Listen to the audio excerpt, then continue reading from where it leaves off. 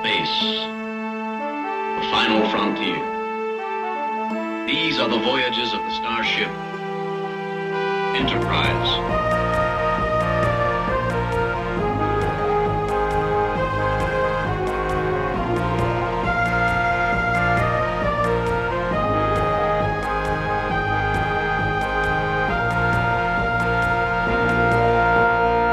Hey everybody, welcome to the last regular, what do they call it in this?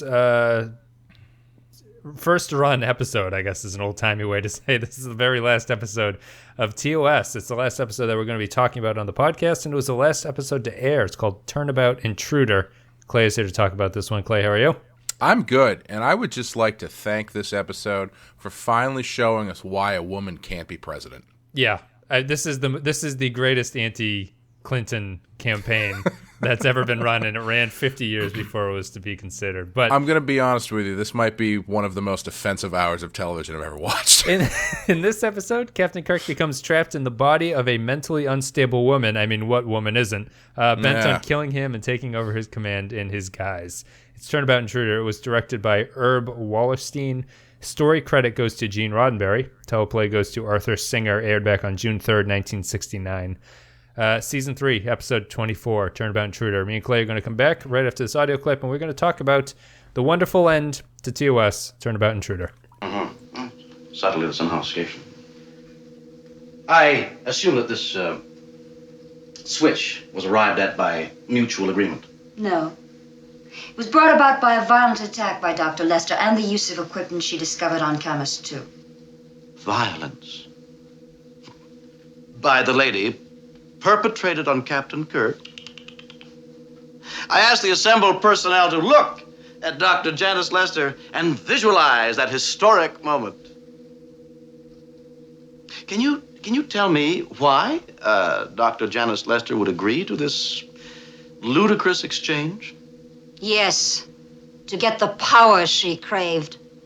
To attain a position she doesn't merit by temperament or training. And most of all, she wanted to murder James Kirk, a man who once loved her. But her intense hatred of her own womanhood made life with her impossible.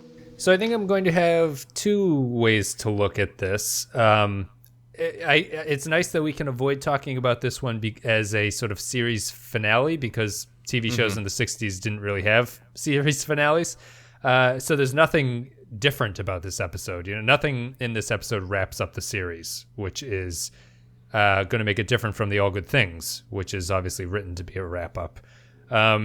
This is just a regular episode featuring a regular TOS plot, a season 3 plot, I might say. But outside of that, I think we're probably going to spend more time on the sort of philosophy of this one and like the reaction to it, I think, more than the intricacies of the plot. But I will say, Clay, that I don't think you've had a TOS court room episode yet, if I'm remembering properly.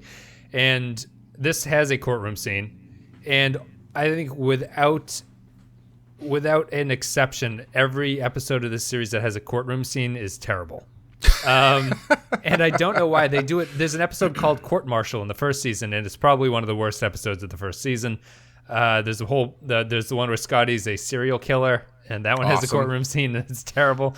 And Turnabout Intruder. Is there a lot of sweaty close-ups in that one too? No, I don't think so. That's a season 3 thing, I think. So what'd you think about Turnabout Intruder?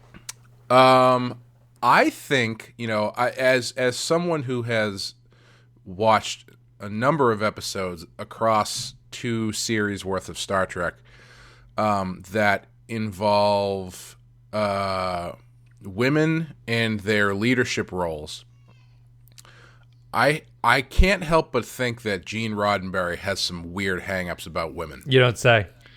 Because as I said in the opening, this might be one of the most offensive TV episodes I've ever seen, where like race isn't involved. Yes, because it's shockingly. I mean, I guess for the even for the 60s, this is pretty bad. But I mean, anybody watching this now, this is pretty rough. It's I mean the main the main sort of beat that would be controversial is that Dr. Lester, who's the woman who switches bodies with Kirk and sort of takes command of the Enterprise, while Kirk has to try to convince people that he's not really Dr. Lester. He's actually Kirk in Lester's body. They knew each other at the academy, and she didn't get a captaincy job, and she blames it basically on her gender, saying that the reason she didn't get the job is not because she's obviously crazy, it's because she's a woman. And Kirk, it's what's funny to me about this episode is that it's easy to largely ignore that aspect of it. Like, I know that's the point of the episode, but it's so tangential to sort of the mechanics of it that it really feels like it's just tacked on for no particular reason. And if this episode was like a man switched bodies, I don't think it becomes appreciably worse of an episode in many ways. No, and it doesn't. I don't think it becomes appreciably better. No, either. it wouldn't. No. It's well, first of all, I don't know if this is the first time this has happened in the TOS, but I'm happy to see they got a body switching episode in Under the Wire. Yeah. Because I was trying to think. I don't know if there's a single sci-fi show that I can think of that doesn't do that at least once. Right. Yeah. The old standby. I don't think there has been one. I think this is the first, unless I'm missing something. But yeah, this is the most, in the way of the cliche, the most body switchy episode that the show's ever done. And it's funny because I feel like I spoke too soon a couple episodes ago when I thought they were going to do that with the Spock's brain one. Oh, right. It was gonna, he was going to be written out basically like the prisoner. But no, we get that in this one. Only you see both sides. The thing that doesn't make this work, though, is the reason a lot of those episodes tend to work is because you usually do it with two main cast members. Yes. Like in the X-Files, it'll be Mulder and Scully switching bodies, or, Buffy the Vampire Slayer, all those guys are kind of, basically it's an excuse to play off of the relationships. Yeah. And in this one, it's just Kirk and some lady that we've never met before, that until she switches bodies, she just sort of like rolls around kind of like faintly in a bed. Yeah, right. Yeah. And it's just, I don't know, it's a good excuse to let, Shatner go full Shatner on to let him shat himself. Yes, yeah, he shat himself multiple times. I mean, and the scene where he's calling out Spock as a potentially pulling this stuff because he wants to be captain of the Enterprise is pretty fucking amazing. Yeah, his hysterics as like ignoring the sort of like sexism or angle or whatever. Like he plays a hysterical woman fairly well. Like he's pretty good at it. And something that I wanted to mention, I tweeted about it, but everyone, the journey of TOS is ending for me right about now, and it's been an interesting little thing. I'm going to have a wrap up video. But the plots that everyone remembers from TOS are from seasons 1 and 2. Mm-hmm. The tone that everyone remembers is from season 3. Yeah. And I was thinking that too. Yeah. Yeah. So it's very. Shatner has basically just gone off the reservation with his acting. The melodrama of it is very much in place, and the pointlessness of it has kind of been something that's happened throughout the series, and I think it's a big problem of it. But this episode could have been fixed by. At no point does Kirk just say, "Hey Spock, remember yesterday when I told you about that thing that only you should know? How would I know that now?" You know what I mean? They never have. They go through such machinations of doing the mind meld and not believing, the woman. And he's like, well, you could have easily read up about every single thing that Kirk has ever done. It's like, just tell me something that we talked about yesterday that she would have no possible way to know that that's what we talked about. Yeah, they try to do that a little bit, but it's all stuff that Spock is like, well, that stuff is very, well documented. So they don't really... Yeah, they're famous missions. They don't ever get into it. Yeah, I don't know why the woman as Kirk, or you know what I mean. I don't know why Kirk doesn't try to do something a little bit more specific. Right. And it's a lot of the script really just fails for me on that level. It's like it's fundamentally not recognizing the fact that this should be relatively easy to at least get more people on your side. Yeah. If not convince them that this has actually happened, at least have them be like, well, how the hell would she actually know that? That doesn't make any sense. And what's interesting to me about the script is that they actually don't go into a personal angle with it. They do it very clinically. It's like a very clinical episode of what's going on, where the conversation with McCoy and Spock have in sickbay, where he's like, well, it's my prerogative to make sure that it's like such a dry analysis of the situation that they're trying to get through. Yeah. And it's just really not very interesting to me. Yeah, no, I didn't take many notes on this one, but under sorry, my first note was written after they switched bodies because I didn't know that was happening, and I just wrote "fuck you" with 5 U's in it. Yeah. But with a Y and an O, or is it just the U's after the fuck? FUUUUUUCKYOU. Oh, gotcha. But after that, one of the next things I wrote was, "What the fuck is the point of all of this?" Because once everything started going, there was no point to any of it except for the fact that she wants to be the captain, I guess. Yeah, she wants to be a captain. And I don't know.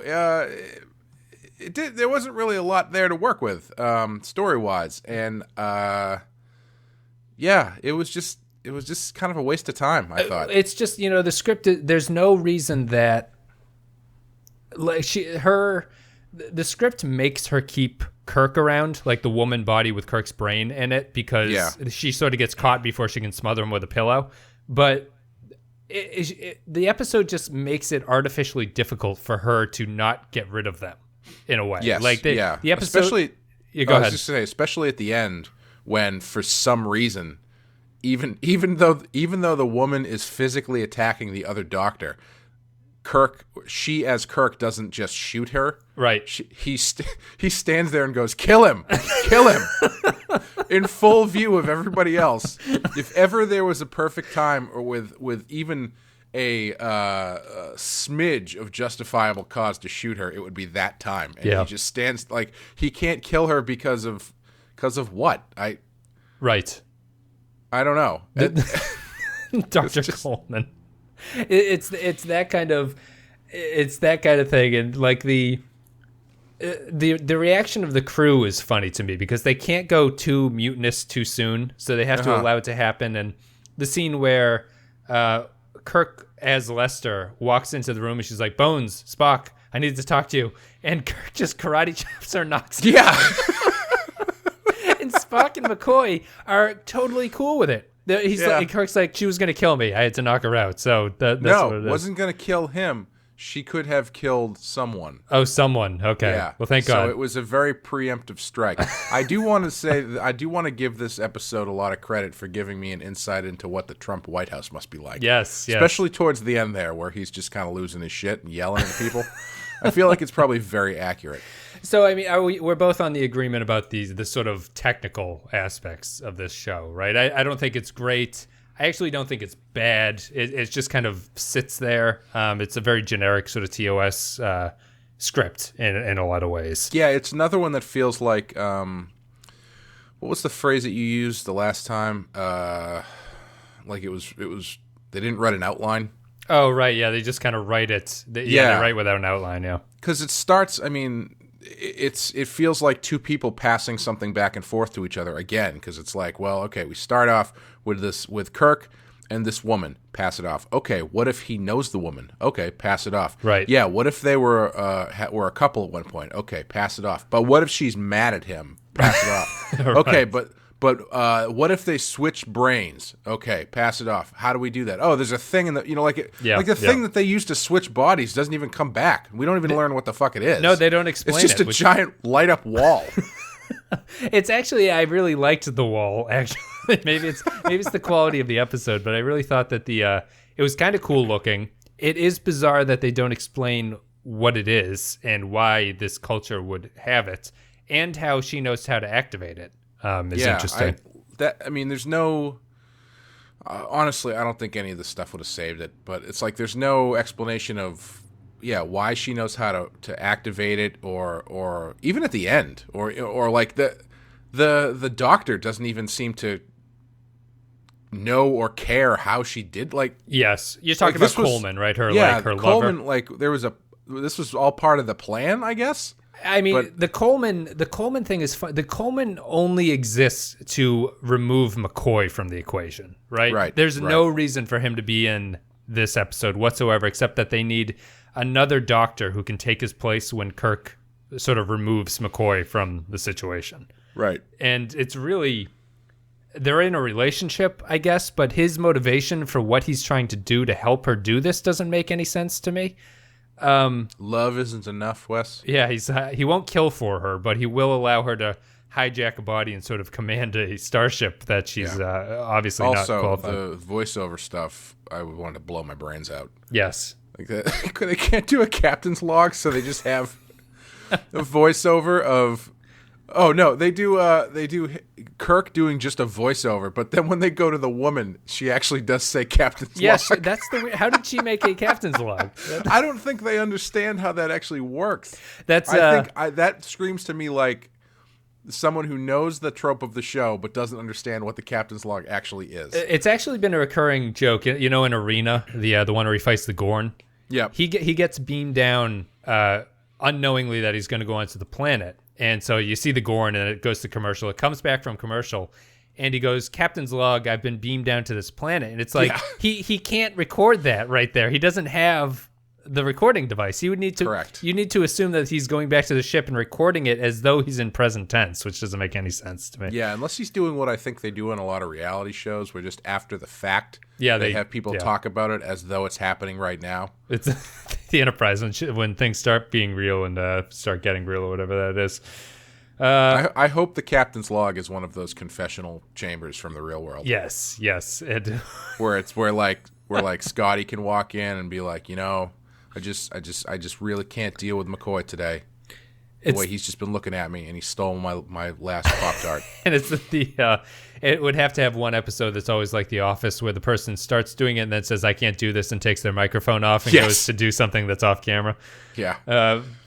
So let's talk a little bit about the philosophy of this one. This episode is reviled. I think this episode might be more hated than I think it deserves, although you said you didn't like it at all and you thought it might be one of the worst television episodes you've seen. So do you want to explain? Not worst, but okay, just like offensive. Okay, maybe that's because once they set out what the gimmick here is, which is woman angry about not having an opportunity because she's a woman, so then she, switches bodies to a man, but you don't find out any of that stuff until she already switches bodies. So it comes off as like really fucked up because it's just like William Shatner berating a woman about her gender. What does he say in the courtroom scene? He's like, she couldn't handle her own womanhood or something like that? Yeah, something like that.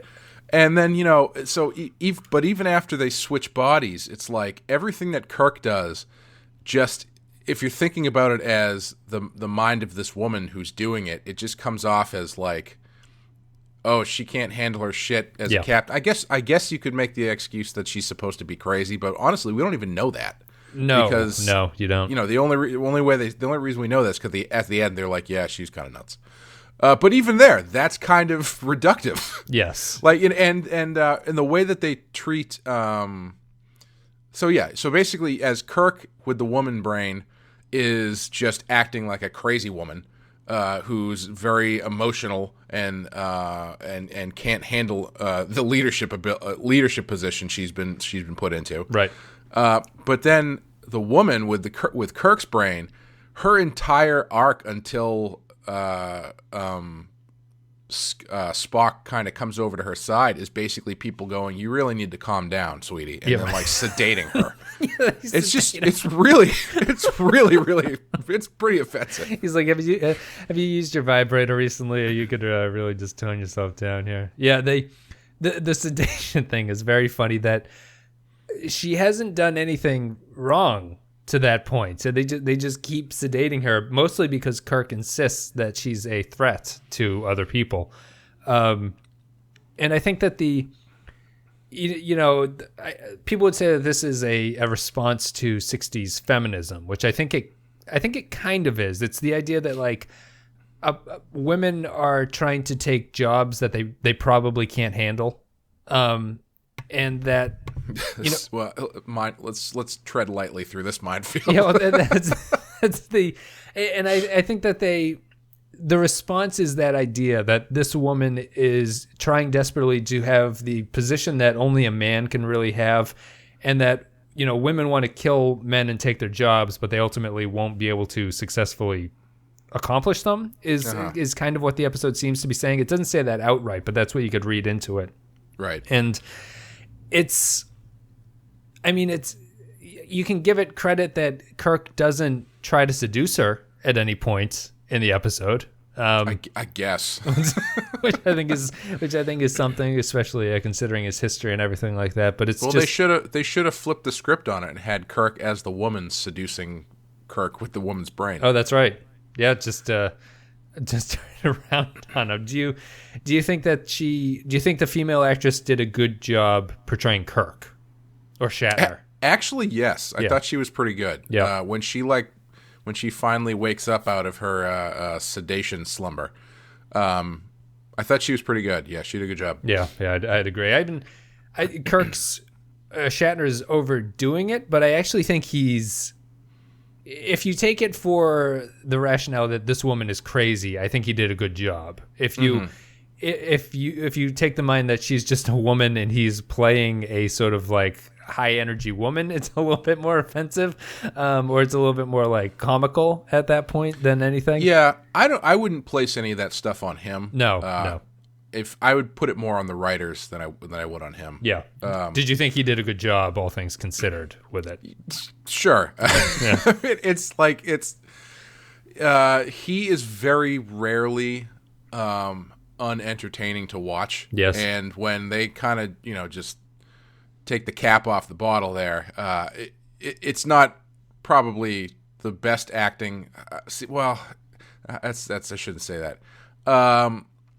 It's probably not a mark of quality that most people would call good acting, but he is damn fun to watch do it. Yeah, right. Do you think that?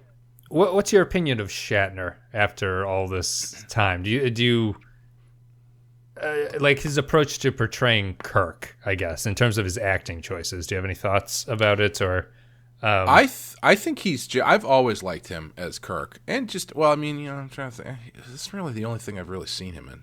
Rescue 911.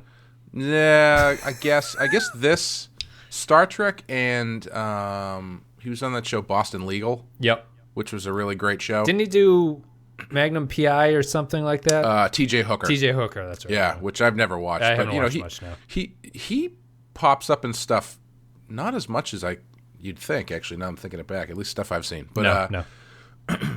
He is. I feel like he's a really good actor, but you got to know how to get it out of him. Yeah. And in the first couple seasons, or especially the first season, I was surprised at how restrained he was, and I thought he was doing a pretty good job. But at this point where it's clearly nobody gives a shit anymore, he can do whatever he wants. And Right. That's it. He seems to be like. Do you think he's trying to fill the void, or do you think that he's trying to...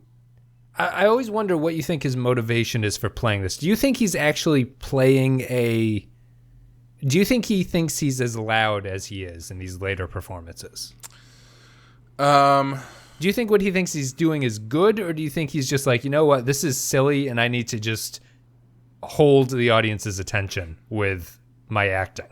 I honestly don't know. I think he's got a bit of Nicolas Cage about him, where it's really tough to figure out whether or not he knows what he's doing. Right, yeah. And I shouldn't say that, because obviously he knows what he's doing, but it's tough to figure out whether or not he knows how far over the top he's going. Sure. Or if he does know and he's doing it on purpose. But what I remember about how he works is on Star Trek II, Wrath of Khan, Nicholas Meyer, the director, talked about how they had to do take after take after take after take because Shatner was so hammy. Yeah. And it wasn't until he just got so like tired and bored that he just said the lines like a normal person, Right, yeah. that he would get the really good stuff out of him. So I think it's a little bit of both. I think it's, he's probably got a lot of stage actor in him where it's like he's got to play to the back of the room. Right, yeah. Even though he's been working in television for, 60 years. I guess he doesn't really do it as much as he used to, but back then where he was fairly new to TV. Yeah. I think he was still playing back to the back of the room more than he really needed to. Yeah, that makes sense. I think it's interesting just because I don't mind it. Like it's so much of a part of the show at this point that you're like, it's. Oh, go ahead. Well, yeah, you just kind of accept it, and like it doesn't seem as ridiculous, I think, as if it was not the accepted like memory of him that this is how he does it. That it might seem a little bit weirder in that way. Yeah, I think he's a better actor than Adam West. Let's put it that way. Yeah, Adam West has a very similar kind of thing. Yeah, actually, very similar. Now I'm thinking about it. Shatner can actually play serious moments if you ask him to. Adam West always seems a little bit off if you ask him to do a serious moment. He seems more of like a pure sort of comedy over the top campy actor and things like that. Yeah. I think Adam West is more of a was more of a pretty face who could deliver some lines fairly well than he was a really good actor. Right, yeah. Whereas I would go see, let's put it this way. I would go see William Shatner in a play or to like doing Hamlet or something. I would not go see Adam West do those things. No offense to Adam West, but I guess offense to Adam West. Yeah, I think that's a good way to look at it. I think it's fascinating that it went this way. Like season 3, they clearly know that this is not very good and that everything is just kind of given up and this is just what it is at this point. But yeah, it was another episode where I could feel there was no budget. Yes. Even like there was some really weird camera setups that, or at least they felt weird to me. Like after the first shot of Kirk, I think, is this like really weird low angle thing where he's very tall and very big in the frame, and then he kind of crouches down next to the woman on the on the bed. I don't know if that was supposed to be some like really artsy way of portraying Kirk as a large, a looming authority figure over her or something. Yeah. But then when they beam back to the ship, which again they don't show the beaming part, or do they show it when they get there? They show it when they beam down. It's another one of these. Season 3 has done this weird thing of they just smash you right into the story. They dump you into. They don't show you the people on the bridge getting the mission about what they're supposed to do. It's just they beam down. You hear a captain's log about we're here to do this, and this, and then they meet the people immediately. Yeah. Well, either way, when they beam back to the ship, there's a series of like close-ups that are just oddly framed because they just framed them in front of like the blank solid color wall of the engineering room. Right. And it just feels like, I don't know, it feels like there's nothing there. Yeah. And yeah, it wasn't it was just oddly shot in some places, and yeah, you can tell that they're kind of like on cruise control. Yeah, I'm going to have a wrap-up video about this, or I'll go more into depth. But I was wondering if you wanted to give feedback while you hear about it. Doing this rewatch of TOS, and it's not even a rewatch because I haven't seen a lot of these, has actually mythologized the show for me in a way, and I have less of a respect for it now than I did where I previously didn't know all the episodes. A listener on YouTube, Barber, I think, had mentioned that she grew up watching this on like Saturday mornings and stuff. And I put it pretty well, I thought. She said that the show to her is a better memory than it is an actual television show. Yeah. And I think I 100% agree with that. There's a lot, like, I wouldn't be shocked if there were 3 bad episodes to every okay episode of the original series. Yeah. Yeah. And that's a very low batting average to have here. And I don't. Yeah, it's not great. No, there's really not that many great classic episodes that I can think of. Like even some of what I consider to be the best are really just like 4s on my scale. They're like pretty solid, but they're not earth shattering. Right. Do you have any sort of thoughts about why I would feel that way, or like any shows that you've watched where you've gone back and been like, you know what, this isn't all that in a bag of chips or anything like that? Well, with this one specifically, I think I mentioned this before. I feel like it falls into the same category as like old Doctor Who, where it's more of a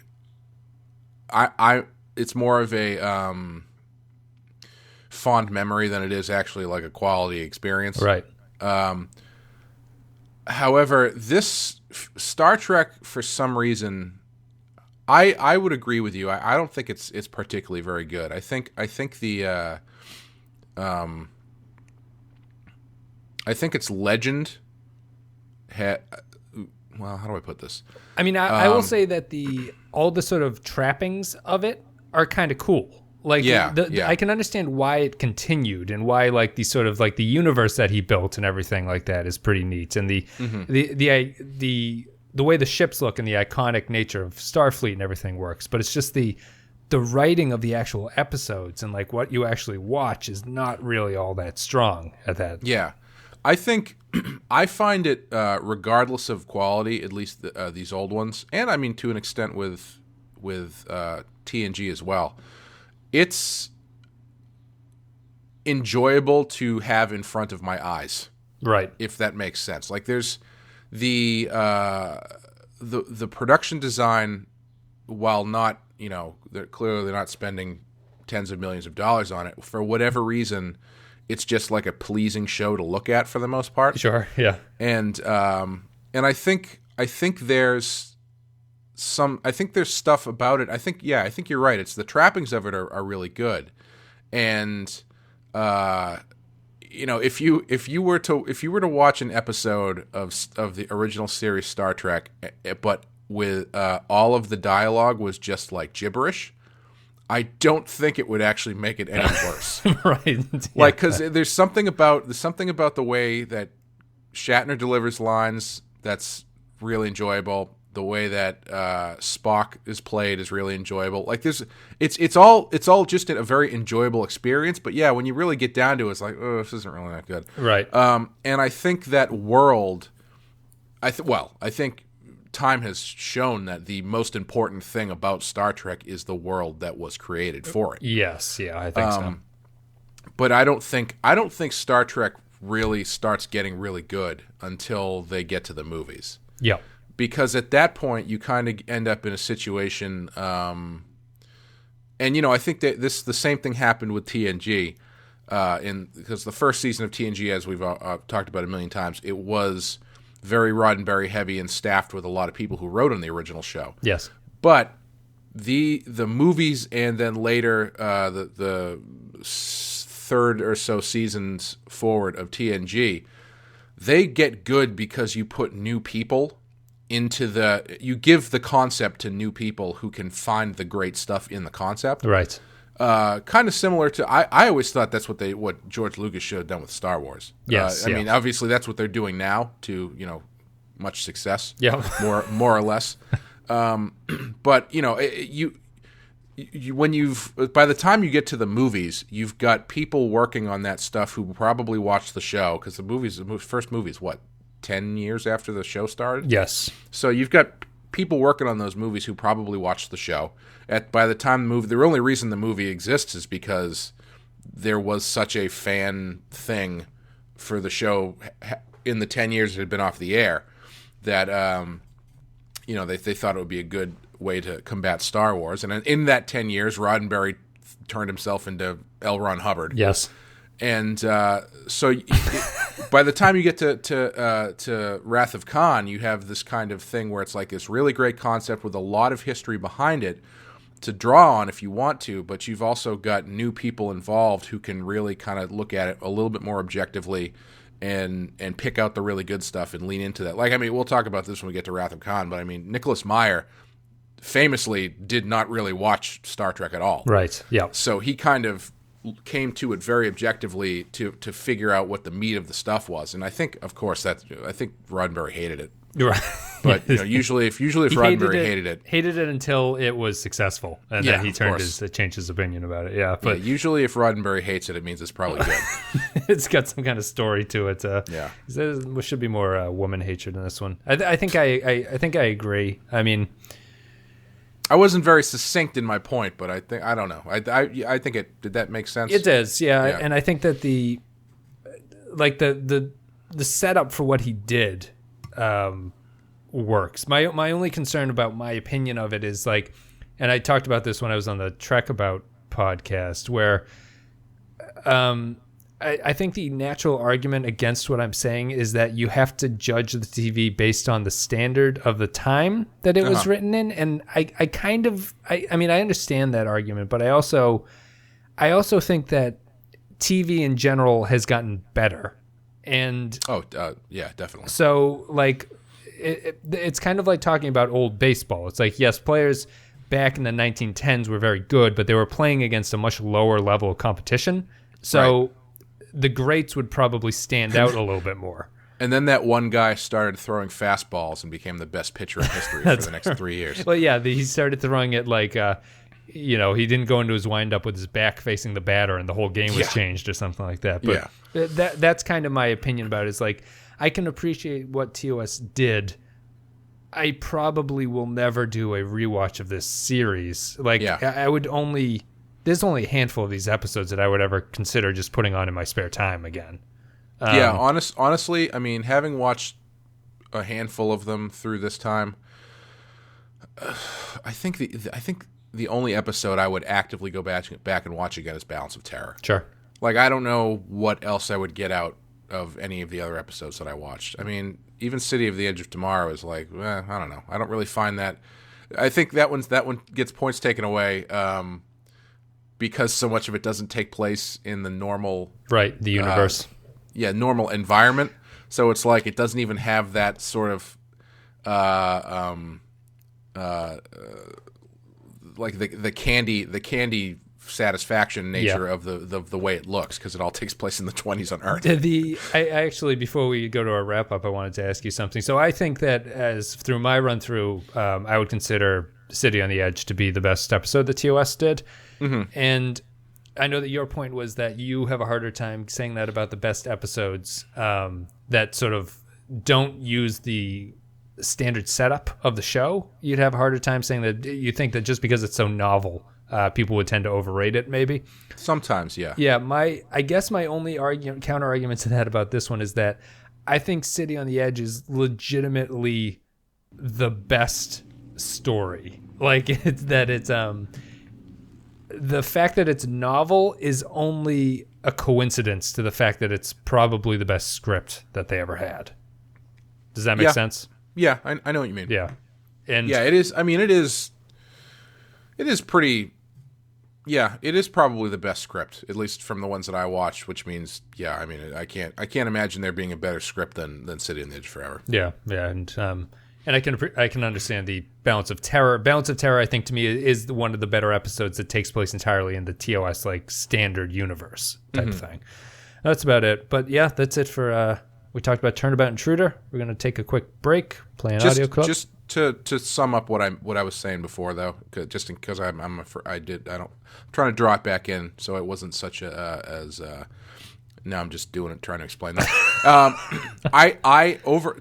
As a final statement on TOS, I, much like Doctor Who, I appreciate that it exists, and my knowledge of it really informs my enjoyment of what came after it. Yes. However, I don't really feel like I need to go back and watch it ever. Right. Yes. I think I 100% agree with that. I appreciate what it did. Doesn't mean that it's something enjoyable that I would go back. I just feel I'm mostly saying this because I feel there's a substantial part of the Trek audience that insists that the show has to be good. And I think that they're sort of unwilling to take off their rose-tinted glasses about what I consider to be pretty big flaws in this as a TV series. Mm-hmm. And that's about it. They also did some interesting data. I tweeted about it that there was a big poll where 10,000 people answered how much of each series they'd seen based on like a couple episodes, most of it, almost all of it, like to see what it was. What do you think is the most watched Star Trek series, like where people have seen almost all of it and it's the highest percentage? Well, most watched as well, because I mean, all the responders have seen almost all the episodes. Okay, well, I guess I would probably say TOS because it has the fewest number of episodes. It's actually TNG. Yeah, I was gonna say it's probably that one. I think that's what most people refer to as Star Trek. And TOS is actually the least watched out of all. Really? Yeah. That's interesting. Yeah, it is. I wonder if that's a well, no, because I don't know how available that was before the streaming era. And I mean, TNG was created as a syndicated show, so it was always on.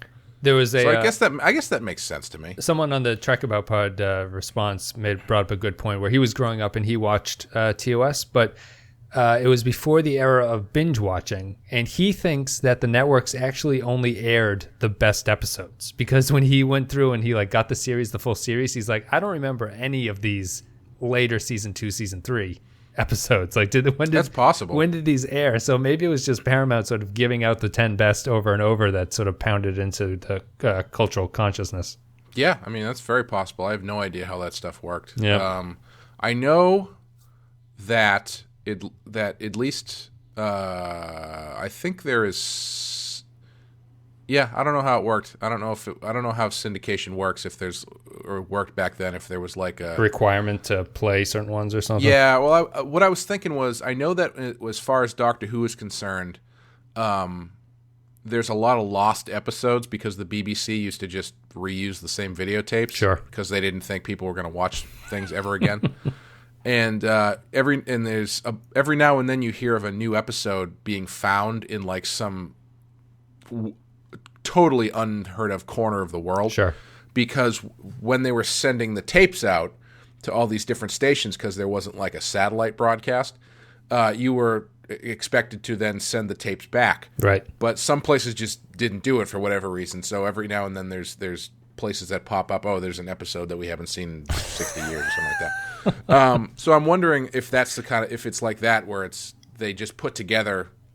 Like, this is the Star Trek tape, right, that everybody uses, or it's like the batch of tapes, like you're thinking, I wonder if that's how they did it. Yeah, that wouldn't be unheard of, I guess. But we're going to play an audio clip. Me and Claire are going to come back and break down our final thoughts and feelings about Turnabout Intruder. Starfleet expressly forbids the death penalty. All my senior officers turning against me? The death penalty is forbidden. There's only one exception. General Order 4. It has not been violated by any officer on the Enterprise. I am responsible. The execution will be immediate. Go to your posts. Go to your posts. Mr. Donnelly, take him to the brig. Prepare for execution.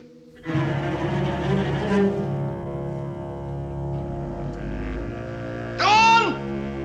Right, Clay. Last TOS episode, Turnabout Intruder. If you guys are on YouTube, you can vote by clicking in the little upper right-hand corner of the video. There's a little gray circle. Click there. You can vote as well what you think on our 1 to 5 scale. What are you going to give Turnabout? Well, as a Yes album title, it's a 5. Absolutely. But as an episode, as an episode in a show that has claimed historically to be very socially progressive, I give it a -5. But as just an episode of Star Trek, I don't know, 2, I guess. Yeah, like a low 2. Low 2. It's pretty. Well, I'd give it a high 2. I think. Yeah, I don't know. It's because it's like it's a crap episode. Yeah. With a really cliche setup. Yeah, I was gonna say watching Shatner go whole hog is kind of fun, but I don't know. That doesn't save anything. I don't think it's the kind of episode to me that it just sort of like stumbles along without ever falling. You know, it's like every step of the way is just like, why is this happening? Like, why don't they just do this? But it never really falls apart on itself. It just kind of stumbles across the finish line, and then you're like, well, that was over. Yeah, when you were saying before, if you think Shatner is trying to fill the space, he might have been in this episode, because thinking back, I think the worst thing that these episodes can be is boring. Yeah. And this is a boring fucking episode. Right.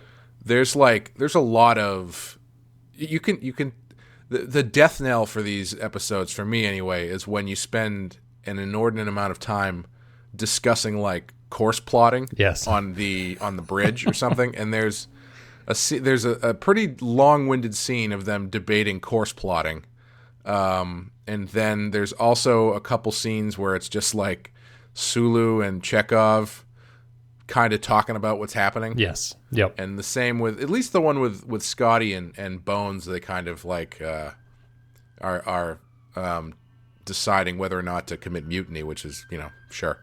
One thing that I will say about this one is they didn't know it was going to be the finale, but almost all the cast members are in it, except for Uhura, I think, who I don't... Oh, yeah, she's not in it. Yeah, I don't think she's in it. So they kind of did a nice job there, where usually they have either Sulu or Chekhov in, and they have both of them. Yeah, that's... I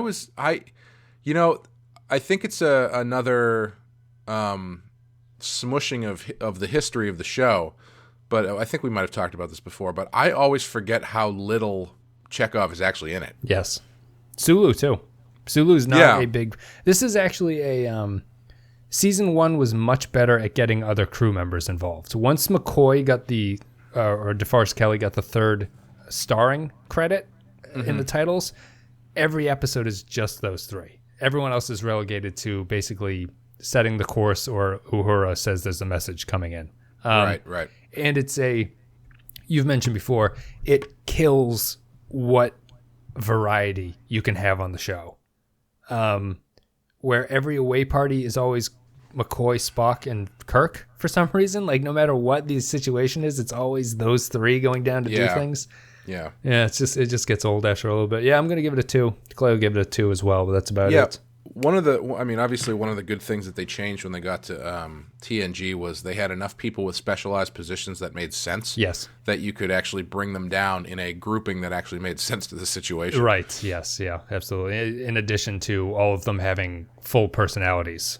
That helps too. Where Yeah. they can do things, but you're right. It's like they each have a job that they can specifically bring a skill set to, which can serve different episodes differently.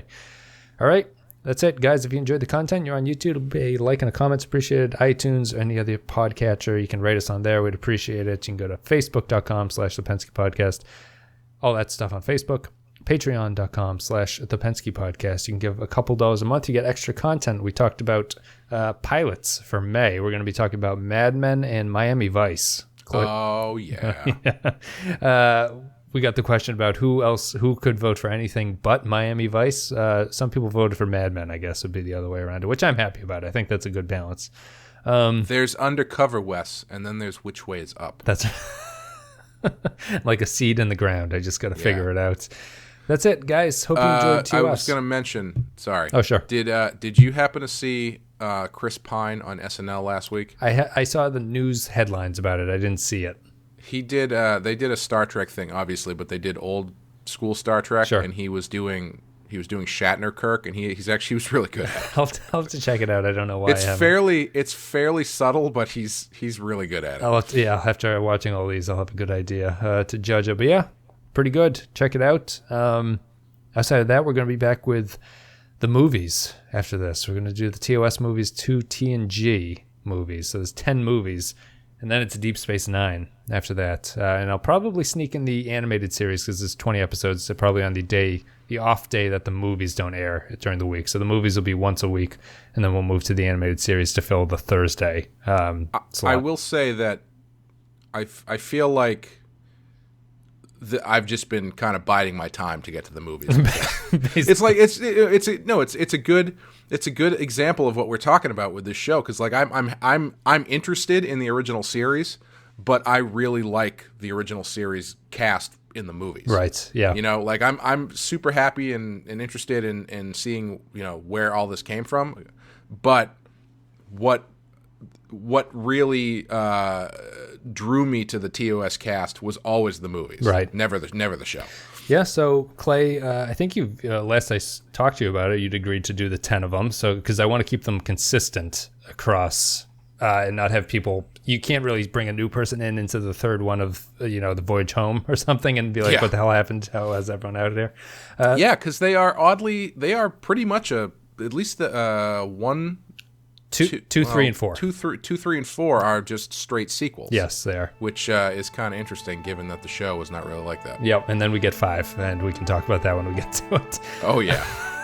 But that's it, guys. Thank you very much for listening. Greatly appreciate it. Hope you enjoyed our sojourn through TOS. You can check out the PenskyPodcast.com to check out all my written reviews for the episodes that we didn't podcast about, just because I'm the completionist. I needed to see all of them, and I'm on my way to doing that. So, Clay, thank you for coming on. Oh, thank you for having me. Guys, thank you very much for listening, and we'll see you next time.